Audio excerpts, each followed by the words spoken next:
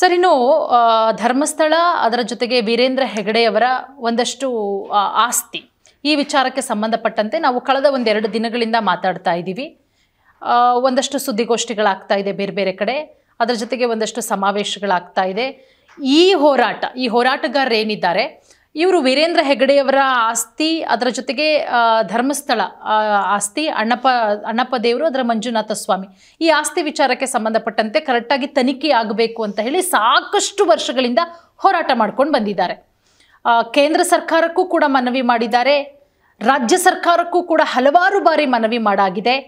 ಆದರೂ ಕೂಡ ರಾಜ್ಯ ಸರ್ಕಾರ ಆಗಲಿ ಕೇಂದ್ರ ಸರ್ಕಾರ ಆಗಲಿ ಈ ಬಗ್ಗೆ ತಲೆನೇ ಕೆಡಿಸ್ಕೋತಾ ಇಲ್ಲ. ಯಾಕೆ ಈ ರೀತಿ ಆಗ್ತಾ ಇದೆ? ಕೇಂದ್ರ ಸರ್ಕಾರ ಯಾಕೆ ಆ ರೀತಿ ನಿಲುವು ತಾಳ್ತಾ ಇದೆ? ಇಡಿ ಏನಾದರೂ ಎಂಟ್ರಿ ಕೊಡೋ ಸಾಧ್ಯತೆಗಳಿದೆಯಾ? ಮತ್ತು ರಾಜ್ಯ ಸರ್ಕಾರ ಯಾಕೆ ಮೌನ ವಹಿಸಿದೆ? ಈಗ ತಪ್ಪು ಮಾಡಿಲ್ಲ, ತಪ್ಪು ಮಾಡಿದಾರೋ ಬಿಟ್ಟಿದ್ದಾರೋ ಅದು ತನಿಖೆಯ ನಂತರ ಗೊತ್ತಾಗುತ್ತೆ. ಅಟ್ಲೀಸ್ಟ್ ತನಿಖೆಗಾದರೂ ಆದೇಶ ಮಾಡಬಹುದಲ್ವಾ? ಒಂದು ಧರ್ಮಸಿಂಗ್ ಮುಖ್ಯಮಂತ್ರಿ ಆದಾಗ ಅಂತಹ ಆದೇಶ ಆಗಿತ್ತು.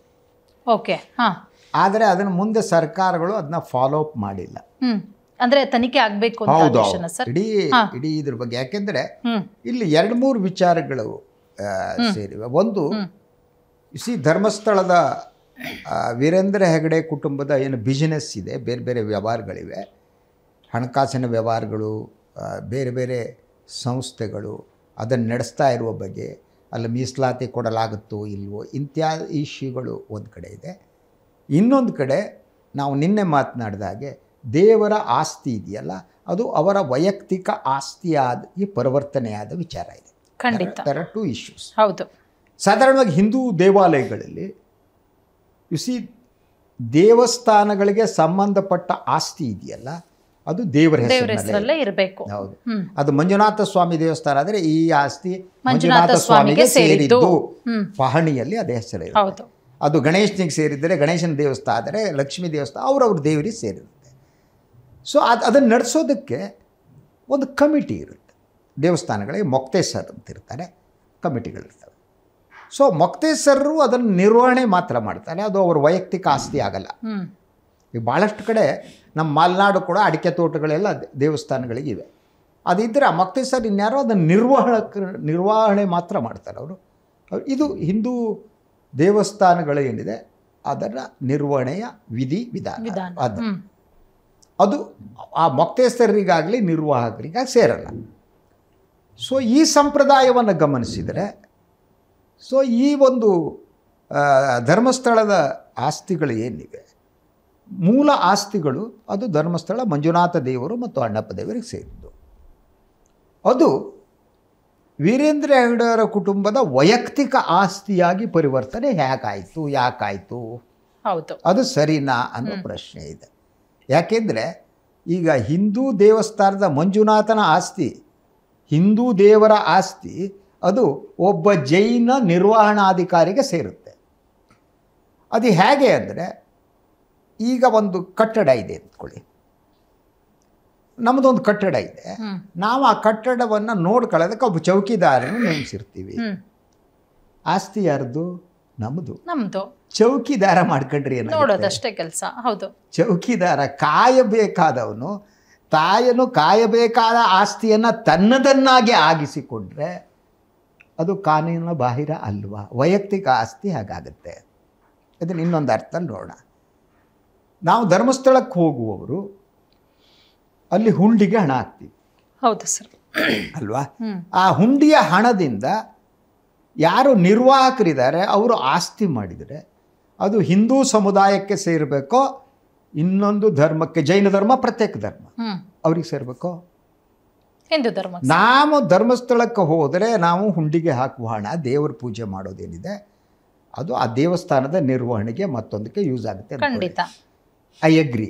ಆದರೆ ಅದು ನಿರ್ವಾಹಕರ ಇದಕ್ಕೆ ಹೋದರೆ ಅದು, ಅಥವಾ ಹಿಂದೂ ಭಕ್ತರ ದುಡ್ಡು ಜೈನ ಧರ್ಮದ ಪ್ರಚಾರಕ್ಕೋ ಬಾಹುಬಲಿ ಕಟ್ಟೋದಕ್ಕೋ ಇನ್ನೊಂದಕ್ಕೋ ವೆಚ್ಚ ಮಾಡಿದರೆ ಈ ಮಹಾನ್ ದೈವ ಭಕ್ತರು ಏನಂತಾರೆ, ಸನಾತನವಾದಿಗಳೇನಂತಾರೆ, ಅಲ್ಲಿ ಬರುವವರೆಲ್ಲ ದೈವ ಭಕ್ತರಾಗಿ ಬಂದುಬಿಟ್ಟು ಅದನ್ನು ನೀವು ತೀರ್ಥಂಕರದಕ್ಕೋ ಇನ್ನೊಂದಕ್ಕೋ ಕಟ್ಟಿದರೆ ಒಪ್ಕೋತಾರೆ ಇವರು?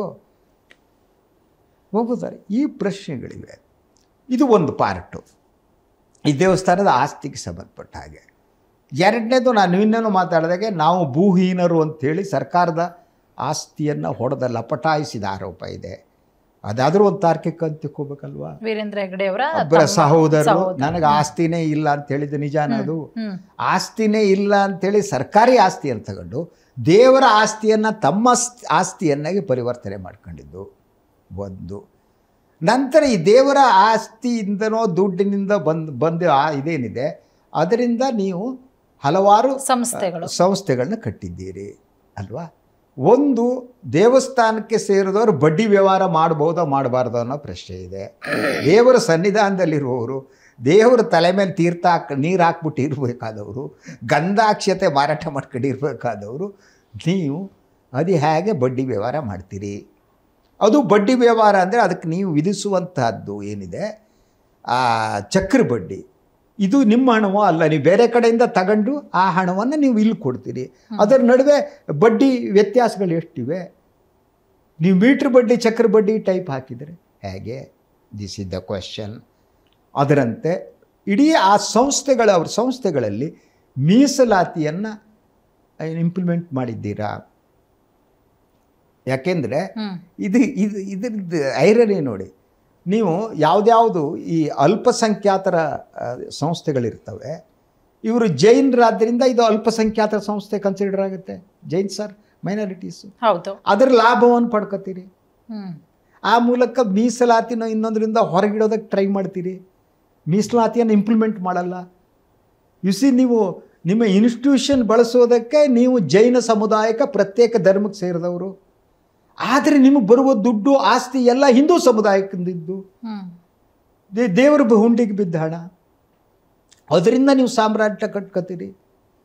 ಅದೇ ನಾನು ಇನ್ನೊಂದು ನಿಮಗೆ ಕತೆ ಹೇಳಿದೆ, ಆ ಬಂಗಾರ ಭಟ್ರು ಅನ್ನೋರು ಸಿಕ್ಕಾಕೊಂಡಿದ್ದ ಕತೆ ಅಲ್ವಾ? ಹೌದು ಅಲ್ವಾ, ನಿಮ್ಗೆ ಹೇಳಿದೆ ನಾನು. ಖಂಡಿತ. ಸೊ ಬಂಗಾರ ಭಟ್ರ ಕಥೆಯಲ್ಲಿ ಅವರು ಆಸ್ತಿ ಮನೆ ಎಲ್ಲ ಮಾಡ್ಕೊಂಡಿದ್ದು ದೇವಸ್ಥಾನದ ಹಣದಿಂದ ಅದನ್ನೆಲ್ಲ ವಾಪಸ್ ತಗೊಂಡು ಪ್ರಭಾಕರ ಭಟ್ರ ನೆಂಟರಾದ ಬಂಗಾರ ಭಟ್ರನ್ನ ಓಡಿಸಿದ್ರಿ. ಫೈನ್, ಸರಿ, ಅವರು ದೇವಸ್ಥಾನದ ಹಣ ತಗೊಂಡು ಮಾಡಿದ್ರು. ನೀವು ಜೈನರಾಗಿ ನೀವು ಜೈನ ಧರ್ಮದ ಉದ್ಧಾರಕ್ಕೋ ಇನ್ನೊಂದಕ್ಕೋ ನಿಮ್ಮ ವೈಯಕ್ತಿಕ ಇನ್ಸ್ಟಿಟ್ಯೂಷನ್ಗಳು ಬೆಳೆಸೋದಕ್ಕೋ ಹಣಕಾಸು ಸಂಸ್ಥೆಗಳನ್ನ ಬಳಸೋದಕ್ಕೋ ತಗೊಳ್ತಾ ಇರೋ ಹಣ ಯಾರ್ದು? ಮಂಜುನಾಥ ಸ್ವಾಮಿದೆ ತಾನೆ. ಹಾಗಿದ್ರೆ ಬಂಗಾರ ಭಟ್ರಿಗೆ ಇಲ್ದಿರೋ ರೈಟ್ ನಿಮ್ಗೆ ಇದಕ್ಕಿದಂಗೆ ನೀವು ನಿರ್ವಹಣೆ ಮಾಡ್ತೀರಿ ಅಂತ ಆದರೆ ನಿಮ್ಗೆ ಆ ರೈಟ್ ಹೆಂಗೆ ಬಂತು? ಇದನ್ನೇ ಹೋರಾಟಗಾರರು ಪ್ರಶ್ನೆ ಕೇಳ್ತಾ ಇರೋದು. ಅಂದರೆ ನ್ಯಾಯ ಎಲ್ಲರಿಗೂ ಒಂದೇ ಅಲ್ವಾ? ನ್ಯಾಯ ಒಬ್ರಿಗೆ ಒಂದು ನ್ಯಾಯ ಇನ್ನೊಬ್ರಿಗೆ ಒಂದು ನ್ಯಾಯ ಇಲ್ವಲ್ಲ ಜಗತ್ತಿನಲ್ಲಿ, ಇರ್ಕೂಡ್ದಲ್ವಾ ಸಂವಿಧಾನದ ಪ್ರಕಾರ? ಅಂದರೆ ಸಂವಿಧಾನದ ನಿಯಮಗಳನ್ನು ನೀವು ಎಷ್ಟರ ಮಟ್ಟಿಗೆ ಪಾಲನೆ ಮಾಡ್ತಿದ್ದೀರಿ ಅನ್ನೋ ಪ್ರಶ್ನೆ ಕೂಡ ಇದೆ ಅಲ್ವಾ? ನೀವು ಮಂಜುನಾಥ ಸ್ವಾಮಿ ಹತ್ರ ಇದ್ದೀರಿ ಅನ್ನೋದಕ್ಕೆ ನಿಮ್ಗೆ ಎಲ್ಲದೂ ಎಕ್ಸಂಪ್ಷನ್ನ ಜಗತ್ತಿನಲ್ಲಿ. ನೀವು ನಿರ್ವಹಣಾಧಿಕಾರಿನೋ ಧರ್ಮಾಧಿಕಾರಿನೋ ಆಗಿದ್ದೀರಿ ಅನ್ನೋ ಕಾರಣಕ್ಕೆ ನಿಮ್ಗೆ ಯಾವುದೂ ಕಾನೂನುಗಳು ಅಪ್ಲೈ ಆಗಲ್ವಾ? ಆಗಬೇಕಲ್ವಾ? ಇಂತಹ ಪ್ರಶ್ನೆಗಳಿವೆ. ಆದ್ದರಿಂದ ಇಡೀ ಅವರ ಆಸ್ತಿ ಇನ್ನೊಂದ್ರ ಬಗ್ಗೆ ಏನಿದೆ ಇದ್ರ ಬಗ್ಗೆ ನಾವು ತನಿಖೆ ನಡೀಬೇಕು ಅಂತ ಹೋರಾಟ ನಡೀತಾ ಇದೆ. ನಂದಲ್ಲ, ನಾನು ಹೇಳ್ತಾ ಇರೋದು ಅಲ್ಲಿ ಹೋರಾಟಗಾರರು, ಪ್ರಾಮಾಣಿಕ ಹೋರಾಟಗಾರರಿದ್ದಾರೆ. ಅವರು ಹೋರಾಟಗಾರರಿಗೆ ಸ್ಪಂದಿಸಬೇಕು ಅಂದರೆ ಸ್ಪಂದಿಸ್ತಾ ಇಲ್ಲ ಸರ್ಕಾರ. ಧರ್ಮಸಂಘ ಇದ್ದಾಗ ಏನೋ ಆರ್ಡರ್ ಬಂತು, ಇನ್ನೊಂದಾಯಿತು, ಇಂಪ್ಲಿಮೆಂಟೇ ಆಗಿಲ್ಲ. ಸೊ ಈಗ ಹೋಗ್ಬಿಟ್ಟು ಇಡಿ ಅಂದ್ಕೊಂಡು ಇವರು ಪಾಪ ಬರ್ಕೊಂಡಿದ್ದಾರೆ. ಇಡಿಯನ್ನು ಬರುತ್ತಾ? I don't think so. ಇವರೆಲ್ಲ ಪಾಲ್ದಾರರು. Nobody will come. ನೋಡೋಣ ಸರ್, ಈಗ ಹೋರಾಟಗಾರರು ಏನು ಮಾಡ್ತಾರೆ, ಅವರ ಮುಂದಿನ ನಡೆ ಏನು? ಈಗ ಮನವಿ ಅಂತೂ ಮಾಡಾಗಿದೆ, ಕೇಂದ್ರಕ್ಕೂ ಮನವಿ, ರಾಜ್ಯಕ್ಕೆ ಸಾಕಷ್ಟು ಬಾರಿ ಮನವಿ ಆಗಿದೆ. ಈ ಹೋರಾಟಗಾರರ ಮುಂದಿನ ಸ್ಟೆಪ್ ಏನು ಅನ್ನೋದು ಕೆಲವೇ ದಿನಗಳಲ್ಲಿ ಗೊತ್ತಾಗುತ್ತೆ. ಜನ ಎಚ್ಚರಗೊಳ್ಳದಿದ್ರೆ ಮುಗೀತು ಅಷ್ಟೇ. ಎಚ್ಚರಗೊಳ್ಬೇಕು. ಜನ ಎಚ್ಚರಗೊಳ್ಳೋದು ಮಲ್ಕೊಂಡ್ರೆ ರಾಮ್ ರಾಮ್ ಜೈ ರಾಮ್ ಅನ್ಕೊಂಡ್ರೆ ಅವ್ರು ಹಣೆ ಬರ ಅಷ್ಟೇ, ಜಗತ್ತಾಗಿ ಆಗುತ್ತೆ. ಖಂಡಿತ ನೋಡೋಣ ಸರ್ ಏನಾಗುತ್ತೆ ಅನ್ನೋದ್ರ ಬಗ್ಗೆ ಡಿಸ್ಕಸ್ ಮಾಡ್ತಾ ಹೋಗೋಣ. Thank you sir. Thank you.